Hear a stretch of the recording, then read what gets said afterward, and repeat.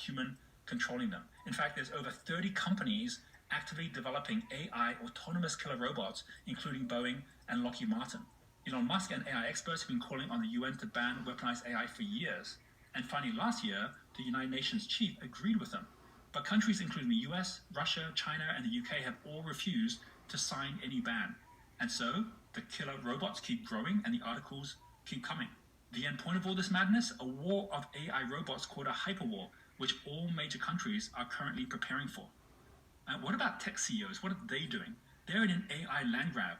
Masayoshi-san set up the $100 billion future fund to buy into AI and robotic companies and said, what is my belief and vision for this investment? I have only one belief: singularity.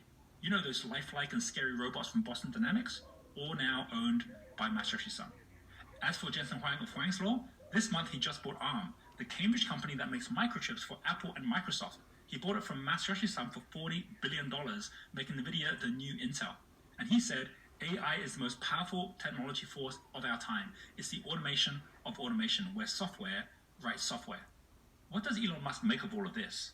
Well, every warning he's been making is against the tide. Mark Zuckerberg, Bill Gates have both been telling him to calm down and not panic.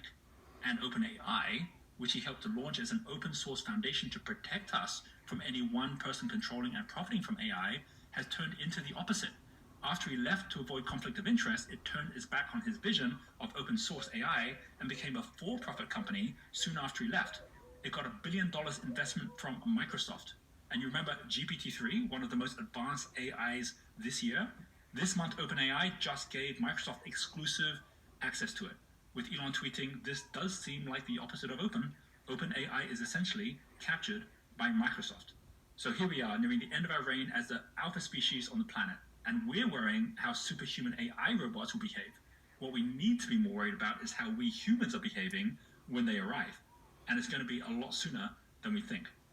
One thing I know for sure, I'm going to be here on YouTube with a front row commentary as we reach the singularity. So do subscribe to keep up to date. And if you found this video interesting, if a little scary, please give it a like and a comment below. What do you think?